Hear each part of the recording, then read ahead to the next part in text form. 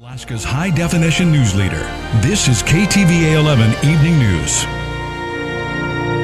Thanks for tuning in on KTVA.com tonight. Thousands of acres burned, hundreds of evacuations, and dozens of structures destroyed. Today, Alaska's Governor Mike Dunleavy has issued a disaster declaration for the Matanuska-Susitna Borough and the Kenai Peninsula Borough. Now, this will open up new tools for the victims who will have to recover from those fires, including state grants and help through government partners. And those affected by the McKinley Fire are about to get the latest information on it. KTVA's Dave Leval joins us from the Willow Elementary School, where the meeting will start shortly. And Dave, what's expected to be discussed? Joe, we are inside the gymnasium here at Willow Elementary, and that meeting you mentioned will get underway at 6:30. It will be the second update as the first took place this morning. Right now, though, we want to show you some of the newest footage from inside the devastation area. The Alaska Incident Management Team said the McKinley Fire has so far destroyed 51 primary homes, 3 commercial buildings, and 84 secondary structures. That's the damage since the fire started last Saturday. Plus, there's now a level 2 set notification for those who live between milepost 79 to 81.5 of the park's highway. That's due to a potential slight increase in winds. Level 2 set means having everything ready in case you have to evacuate. There is also a level 1 ready notification for those in the area of milepost 76 to 79. During level 1 ready, you're advised to make sure you have your evacuation kits and plans ready in case you have to go. As for tonight's meeting, McKinley Fire Incident Commander Norm McDonald and other speakers will update the public about the situation. A question and answer session will follow that meeting. Again, it gets underway at 6:30. You still have time to get out here. We are inside the Willow Elementary School gymnasium. And again, that meeting gets underway in about 25 minutes. At 6:30. And of course, we will recap everything that comes out of the meeting tonight at 10 o'clock. For now, we're live in Willow. Dave Leval, KTVA 11 News. All right, Dave, thanks for that update. And people who have lost homes or had significant damage from the wildfire may be eligible for a break in their property taxes. Fire damage above $1,000 will qualify for a reassessment of your property by the Mat-Su Borough. But there is a catch. You only have 60 days from the start of the fire to fill out your application. The borough assessor says that's something people may not be aware of. Unless you have a fire, it's not something you think about. And then unfortunately, if you have a fire, it's just devastating. So you're not thinking about your property tax. So I want folks to not miss this opportunity. And you can pick up a form at the borough headquarters in Palmer or download it from the borough website. We also have a link at KTVA.com. Well, many families who lost their homes to the McKinley Fire lost everything. And when it comes to businesses that burned, the whole community lost something. KTVA 11's Daniela Rivera reports on how people in the valley are coming together to help. It seems giving comes easy to people who live here. Asking for help, well, that's a different story. So now the community is stepping up. They're helping one family that's given to everyone else for years.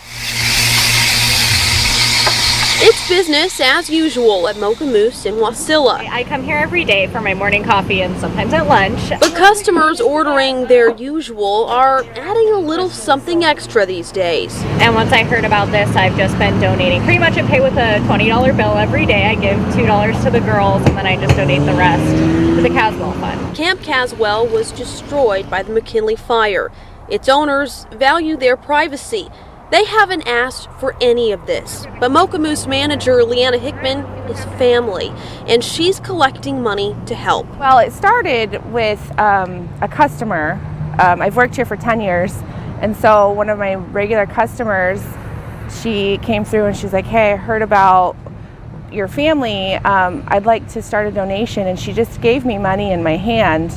And I looked at her with tears in my eyes, and all I could do is say thank you. Like, she's not alone, and their family's not alone, so they've got all of us. For barista Nicole Orth, Camp Caswell holds childhood memories. It gives me chills. It because it's such like a memorable thing. Like, you know, you go up there and you go to Camp Caswell, and now it's not there anymore. Her grandparents live nearby and evacuated.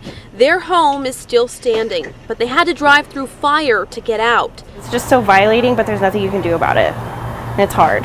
Seeing customers give what they can to help gives her hope. It makes up for all the times that you see the bad. In the wake of Mother Nature's worst, I hope you guys have a good day. Alaskans are showing up with their best. As of Friday afternoon, Mocha Moose had collected around $600 at the coffee shop and a couple hundred more through a Facebook fundraiser. Hickman says the family is grateful for the outpouring of support. In Wasilla, I'm Daniela Rivera, KTVA 11 News. Good to see Alaskans helping Alaskans. Not a surprise, though. Hundreds of students in Alaska's second largest school district are scheduled to return to the classroom for the first time since the start of the McKinley and Deshka Landing fires. The Matanuska-Susitna Borough School District announced on Friday that if conditions permit, students at Berryozova School, Willow Elementary, Talkeetna Elementary, Trapper Creek Elementary, and Sioux Valley Junior Senior High School will be allowed to return Tuesday, August 27th. Meanwhile, all outdoor activities and athletics in the Mat-Su-Kenai Peninsula and Anchorage school districts have been canceled today due to air quality concerns. And air quality advisory also in effect. Chief Meteorologist Melissa Frey has a look at the latest smoke levels and what we can expect over the weekend. Melissa. Yeah, Joe, we started out this morning with unhealthy air quality here in the Anchorage Bowl. That's when that advisory went out. Since then, air quality has actually improved, at least for the moment, as our winds have shifted in direction. Right now, you can see again those 3 large wildfires burning here in South Central, with those winds coming down out of the northwest, right out of the Alaska range, and pushing here into Anchorage from the northwest. That's why we've seen clearing air quality levels here in Anchorage and into the valley. Not the same story, though, in Seward. All of that smoke from the Swan Lake Fire is now blowing toward Seward, and that's why we've seen Seward move into the very unhealthy level for air quality here this evening. Meanwhile, Anchorage, Palmer, Cooper Landing, and Homer have all improved into the unhealthy for sensitive groups category. Means our air is not good, but it is better than it has been earlier today. And then Willow has also continued to improve, right now sitting in the moderate category. So an air quality advisory is in effect here. This is for South Central, Southwest, including the Anchorage Muni, all the way through Sunday for Anchorage specifically, but through Monday for the general area. And it's because of those unhealthy levels of smoke. Again, one little quick change in the wind quickly blows that smoke back into the region. We're also dealing with dense smoke on the Kenai Peninsula near the Swan Lake Fire, through the Sterling Highway corridor, all the way down through Moose Pass and into Seward. So we do have a dense smoke advisory still in effect. And this is for that poor visibility again along that highway corridor. Use extra caution there. The live view right now from our Hyundai of Anchorage weather camera looking to the north. You can still see that haze off into the distance, but otherwise mostly sunny skies overhead. Temperatures are mild, sitting at 67 degrees, and winds right now still relatively light out of the west at about 6 miles per hour. When we look at our peak wind gusts here over the past 24 hours, it has started to pick up down on the Kenai Peninsula for the coastal areas, including Homer, Seward, up to 30 miles per hour there, and 18 miles per hour in Portage. But further north near Soldotna, Anchorage, and up into the Mat-Su, winds have continued to stay light, and that is good news for firefighters. Here's a look at that wind forecast. Again, what these firefighters are watching very closely over the next 36 hours. Right now, again, as we head into this evening, you see winds between 5 and about 7 miles per hour in Anchorage, calm in Wasilla, but they do start to pick up when you get near Talkeetna. There is a potential for wind gusts between 10 and 15 miles per hour in that area tonight into early tomorrow morning. So that's about 3 to 5 miles per hour faster than what we've seen over the past couple of days. Now, as we head into Saturday mid-morning, those winds, which were up around 13, 14 miles per hour near Talkeetna and around 5 to 10 miles per hour in Anchorage and Wasilla, really start to calm down, and then we see lighter winds through the rest of Saturday. So again, just a couple hour period overnight tonight that we see those winds briefly move up slightly. Otherwise, as we head into Sunday, we will see another uptick in the winds then as well, as another storm system comes moving in from the south. Now, temperatures are in the mid to upper 60s across most of South Central. We've been talking all week about the potential for some rain today in the Mat-Su, and that potential is still very slight. We do have some showers in the area area as a little storm system makes its way down here from the north. So seeing chances for some light isolated showers there. Most of that tonight has been confined to the higher elevations, so not down on the fire, but we have even seen the potential for some thunderstorms up near Hatcher Pass and through the Talkeetna Mountains tonight, and we'll continue to see that potential here for the next couple hours. So looking ahead here with our computer model forecast, you see again chances for rain at near that area, mainly in the higher elevations, but watch what happens as we move into the overnight. That chance completely goes away. We're right back to those dry conditions by about 2 o'clock in the morning tonight, and then we'll continue to see dry and mostly sunny conditions all the way through at least Sunday afternoon. So across the Kenai Peninsula, high temperatures will be in the mid-60s. Again, we do still have the flood advisory in effect for Kenai Lake, for Kenai River, and for Ski Lac Lake, and seeing flooding near Cooper Landing, that potential tonight into tomorrow. Prince William Sound will continue to stay mostly sunny. The valley dealing with the smoke. Temperatures do warm a bit tomorrow, back up to 71 in Willow, but again, those winds will calm back down. For Anchorage, 67 for our high temperature. And as we look across this next week, we do have that chance for a little bit of an increase in wind on Sunday. Might get a few sprinkles out of that. Otherwise, we still hold on to these dry conditions all the way through the end of next week. Joe? Boy, still looking for that rain. All right, Melissa, thank you. And crews fighting the McKinley Fire certainly are concerned about the potential for those winds and the dry weather. KTVA's Liz Raines was there this morning to show us the work hotshot crews are doing along the southern line of the fire. As soon as the sun rises, so do the crews working to control the McKinley Fire. We're on day, I believe, 17, and we came from some other fires. After just a few hours rest, thank you, some breakfast, I like oatmeal, yeah. It's back to work on a fire line that feels far too familiar for Palmer's Pioneer Peak hotshots. It was pretty devastating, I would say. We were on Sockeye as well, so it reminded me a lot of Sockeye, but worse, it seemed like. Chris Baumgartner is superintendent of the 22-member crew. Start plugging people in. For many of whom, the firefight is personal. We have some folks that live up here, and some of our folks, family members, directly affected by what's going on here. Okay, questions? At a morning briefing, the Pioneer Peaks get a fresh look at what they're working with. Build the team, support each other, communicate, kick its ass. All right, let's go to work. And are assigned a critical area. Our main priority is to hold this southern chunk and this whole southern flank. And today we'd like to get around, get around this piece here. They only have a small window before stronger winds move in, so they've got to lay the groundwork now. We have our chainsaws out in front, and then cutting a swath through the brush and the trees. To keep progress made in place. Try to cool the fire's edge before the crew gets in there. The hotshots hit the road. Milepost 84. In high gear. We have quite a bit of open line out here, but again, we're making progress each and every day, little victories every day. They're hoping for a big little victory today.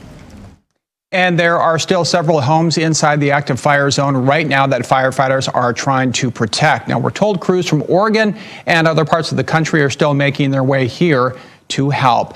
And extra help is ready and willing should the call come for extra hands to control Alaska's wildfires. Inside the gates tonight, the Alaska Army National Guard is home to the largest fleet of rotary aircraft in the state. However, in order to use them, they need to be asked. Working with the Division of Forestry, the Alaska Army National Guard jumps in to help with the fires when there are no other assets available in the state. In fighting fires, the jobs first go to civilian firefighters and companies off base. The Guard is under a no-compete clause when it comes to fighting fires and can only be utilized when called on by the Division of Forestry.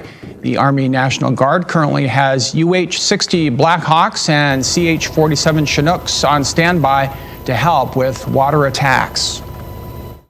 We're Alaskans, and we want to be here and we want to serve the citizens of our state and our community, our members of our community, members of our organization. Their own homes have been threatened by the fires, and as you know, you'd want to be able to go out and help your family and friends as much as you can, and that's one of the best parts of being in the Guard, is being available to support the state when needed. And the Army National Guard was just called out again for a full day of help at the McKinley Fire. On Monday, 2 Blackhawk helicopters worked on a combined 9.5 hours and dumped more than 600,000 gallons of water on the McKinley Fire. Officials warn hunters that this may happen. The Deshka Landing fire is closing off part of that area to public use. The Department of Fish and Game and the Department of Natural Resources issued a joint statement today. They say state lands in the Willow Swamp area, along with Game Management Unit 14A for hunters, are now closed off to the public. The two agencies say the closure is effective immediately. Fire and ice both continue to threaten the Alaska Railroad's infrastructure and forcing officials to modify schedules. The McKinley Fire is burning on both sides of the tracks about 12 miles north of Willow. Services between Anchorage and Fairbanks are still running through the fire area, but at reduced speeds. To the south, an ice jam is preventing trains from traversing the last 30 miles of the rails to SEWARD. The jam caused the water level on the Snow River to rise, softening the ground near the tracks and making it unsafe for train traffic. Passengers are boarding buses to finish the final leg of their journey. Now, this afternoon, the railroad announced it had to cancel the state fair trains scheduled to run between Anchorage and Palmer on Saturday and Sunday. Fair trains scheduled over Labor Day weekend are expected to operate as usual. Highways and railroads are not the only travel changes to know about. Alaska pilots are being asked to pay attention to temporary flight restrictions. There are restrictions for several, the McKinley and Deshka fires in the valley and for the Swan Lake Fire on the Kenai. The Division of Forestry says it's had several private planes violate those restrictions, which could potentially get in the way of emergency aircraft fighting the fires and transporting crew. In the valley, restrictions range from 10 a.m. to 11 p.m. around the Swan Lake Fire. That's from 8 a.m. to 10 p.m. Before flying in those areas, all pilots must check in with the corresponding agency for each fire. GCI is donating $5,000 to the Red Cross to help with fire relief. And not only that, GCI will be lending phones to help volunteers with communication. GCI is the parent company of KTVA. The Swan Lake Fire burning on the Kenai Peninsula has grown to nearly 145,000 acres and is 20% contained. Both lanes of traffic on the Sterling Highway between milepost 53 and 75 are closed temporarily due to helicopter operations. Firefighters will continue to secure fire lines to the south of the Sterling Highway to reduce the potential of future closures between Cooper Landing and Soldotna.